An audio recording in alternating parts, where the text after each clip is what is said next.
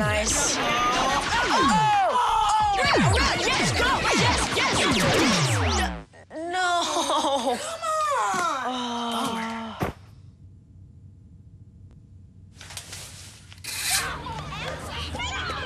Oops. Yeah, sure. Let's go. Moms everywhere are finding ways to keep kids active and healthy. Works every time. Get ideas, get involved, get going at letsmove.gov.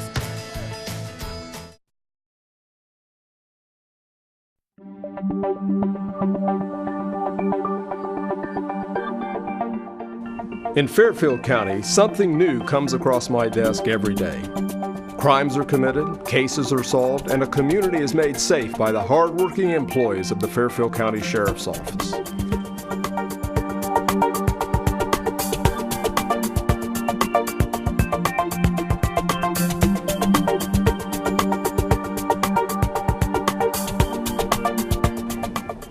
Welcome to This Week with Sheriff Dave Phelan, a weekly program here on LSN Television. Do appreciate you, the viewers and listeners that join us each and every week. And certainly the students here at Fairfield Christian Academy, JT Burcham and the gang that puts this program together at the Academy, and we are very appreciative of them and all their help.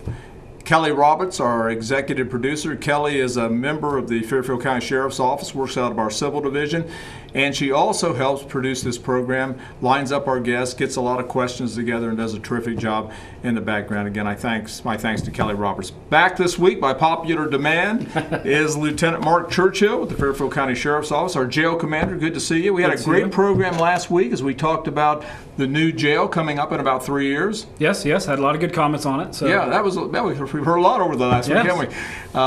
And so it's good to have you back. I know you've got a lot of different things going on. Before we get into some of the jail operations, tell us a little bit about you and your family and your background within the Sheriff's Office. Well, I've been with the Sheriff's Office for 22 years. I'm married, wife Kelly. Yes. I have two children, Zachary and Courtney. My son attends Ohio University Athens, who was just accepted to the National Honor Society. Well, congratulations. So, very good. Congratulations. He's a math major, so I call him my little Sheldon Cooper. Okay. From Big Bang Theory. My daughter has a child, my grandson Grayson. She attends college, and she's going to be in early childhood education. Wow. So she's in the last sections of that. She's getting ready to start her student teaching, so I'm very proud of her. So it's been a very rewarding career and very rewarding life. And you've been a lieutenant here for what, a couple years? I'm getting ready to finish up my second year. Well, it's hard to believe, isn't it? Honestly, it is. It feels like it's gone really fast. I'd like it to slow down a little bit so I can enjoy it, but it's been rewarding. I think I've done well. Well, I do too. I'm proud of you, and I know jail administrator is a tough job. There's a lot of different things going on. You've got a lot of different things to share with us. Recently, you just kind of upgraded and installed some new cameras within the jail. And first, before we get into that, why are cameras so important? Well, it's important that we're able to monitor inmate movements. We're able to see inside the housing units for inmate safety. And we had some areas within the facility that were considered blind spots, whereas we didn't have a camera where inmates had movement in stairwells, some housing units, or in our holding cells. And it's important for us to be able to have those views for officer safety, inmate safety. We don't want an inmate being able to hide in a corner or being able to slip out a back door, which has had happened to us before. Right. So it's important to be able to have a camera anywhere where an inmate has access to.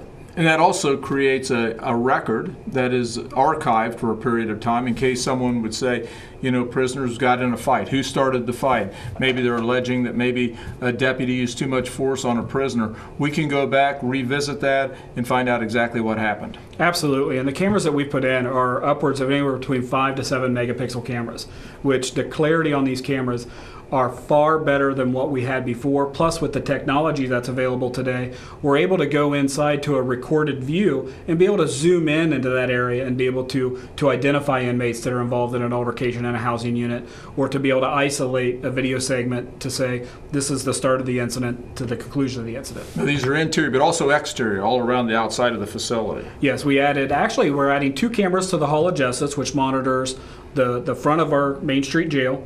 And the second camera is going to monitor the inmate movement from outside of the jail and going to court. Right now, we do not have anything in place for that right now. So if something were to happen during an escort of an inmate, we would have no video record of that. Whereas now we will. So that, again, helps increase officer safety and inmate safety. And again, people coming around the jail, maybe trying to get contraband in, maybe suspicious activity, we'll be able to tape that, but also monitor what's going on from the inside. Yes, as again, we had some blind spots around our Main Street jail that were identified. And by the installation of these new camera systems, we have limited to 0 blind spots around the Main Street jail. And I know recently you've just finished revising the standard operating procedures within the jail. That was some work. Yeah. The previous jail administrator did a very good job maintaining these records, but recently we had updates to our state minimum jail standards. So as a result of that, we needed to make sure that we incorporated those into our standard operating procedures. So what we did over a period of 7 months is we reviewed each standard operating procedure for updates, and if there were any that applied to the state minimum jail standards, we incorporated those into those standards now. So. And I think the standard operating procedures are so important, not only for the jail, but for our road division throughout the agency. I've often thought that there's probably 3 areas that really make a good law enforcement department or agencies. Number one, certainly the personnel you hire. Yes. Secondly, the supervisors. But third, do they have good standard operating procedures in place, written policies and procedures, so everybody knows how we're going to handle different situations? If there's some type of a riot at the jail, how that's handled, and just a host of different areas within the sheriff's office. Right, and I think I'm able to bring a different view to that. I worked for this organization with other sheriffs, and when you took over the organization, this is one of the areas, and I've mentioned this to you before. I really enjoyed the little black book, and that's what we call it. Our policy and procedures are in a little black book, and they're about this thick. But it was clarity we didn't have before. It was direction we didn't have before. Where there was gray before, there was no gray now. So it really gave the staff good direction, good rules to follow. It gave expectations of what administration wanted from us, and what our responsibility was to the public and to the members of the organization. And I think the other thing that's important is you have consistency. Yes. And outside of the jail, let's say if you have some kind of a major crimes, a major incident, that all of a sudden the way we're handling it's going to be pretty similar. It's going to be similar even between shifts, the way a deputy responds to a domestic violence, the way they respond to a shooting, a fighting, a drowning, that there are those things in place. So there's going to be consistency and always looking for the best practices. And I think that the jail probably has the best practices anywhere right now. I believe so too. I mean, we like to stay on top of what's occurring now.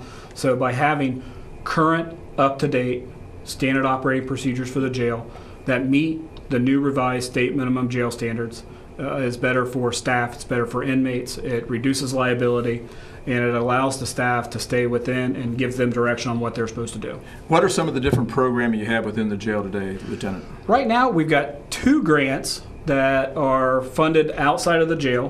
One's with Adam H. and one's with Reentry Coalition, and both of those focus on substance abuse for our inmate population. The Recovery Center Adam H. grant focuses specifically on male inmates, but they were approved to start evaluating female inmates, and that doesn't matter where they live or where they come from. Right. We have the Reentry Coalition, which is a good organization. They have a grant that focuses on our female inmate population that reside in Fairfield County.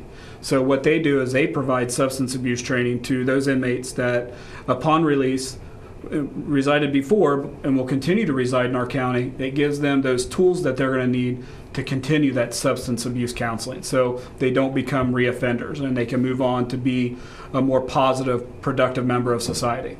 Yeah, I think one of the things that we really tried to change is we don't always have prisoners very long. What's the average length of time we have them? The average length of stay right now is around 17 to 22 days. So it's not like they're with us for years.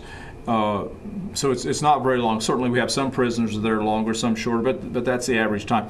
But what we want to try to do is that time we have them in the jail, we want to, rather than just sit in a cell someplace, we want to make sure that they're seeing some positive things through the television. We're going to make sure that they have some programming. We're going to make sure that we have some part of the jail ministry that if they wish they can become a part of. And I think that's just so important.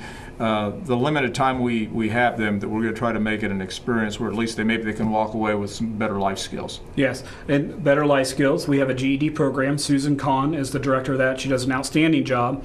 And hopefully we're able to make the minimum security jail a GED testing location. Okay. So we're able to, if we have an inmate that's ready for GED, we can have them test. They came in without it, we're going to have them leave with that sense of accomplishment that I got my GED. And that's very important. Two other areas I want to make sure that I mention are Mid-Ohio Psychological Services has a grant that'll be starting in July that'll meet the mental health needs of our inmate population.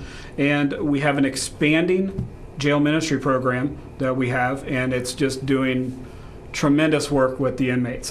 We've got such a positive feedback from the different ministry programs that come in, and we've had stories about upon their release from our facility, they've become members of area churches, and they've become successful. And I know I'd be remiss if I didn't talk about Pastor Tom Underwood's, our jail chaplain. He is doing a terrific job. In fact, after this program today, we're going to be going to a luncheon where we're going to have inside our jail. So we're going to be eating the jail food, but we're going to have members of the leadership team and members of different churches that have been part of our jail ministry. About 40 people are going to be coming this afternoon. And we're going to be just talking about vision, the future of the jail ministry. Right. We want to be able to get area ministries involved. Again, this is not a them problem. This is a society issue that we as society, using all the resources that we have available to us, need to solve.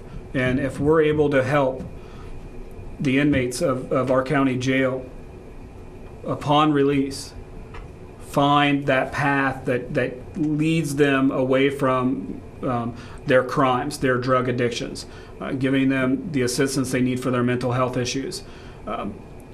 We, society, benefit. Right. And that's the goal. Yeah. And it's still jail, and some of these prisoners are dangerous, and we try to keep those folks isolated. Yes.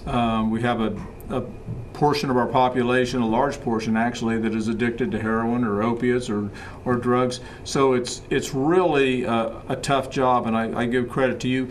And I especially give credit to the staff, because sometimes they're working with some folks that really are pretty difficult.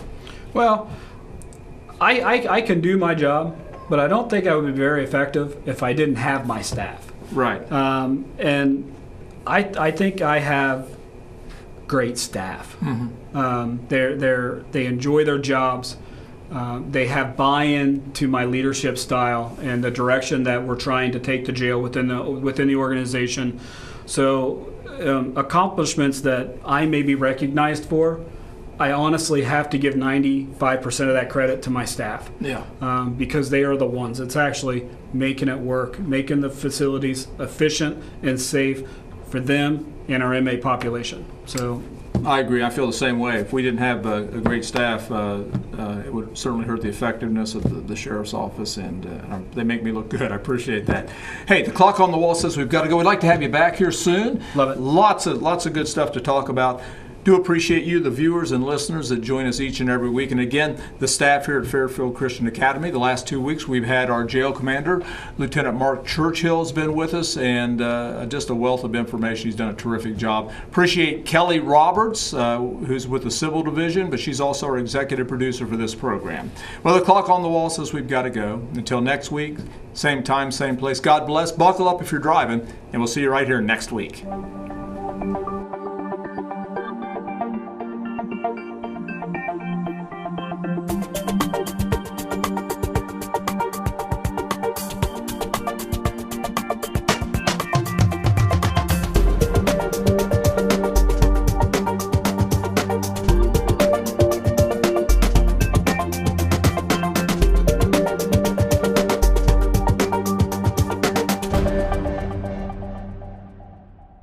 When it comes to choosing a school, parents who want the best education for their students look for academic excellence, skilled teachers, a safe school that encourages their values. Students want a school with competitive athletics, unique opportunities, and friendships that last a lifetime. Fairfield Christian Academy, the place where parents and students agree. Enrolling now at fairfieldchristianacademy.com.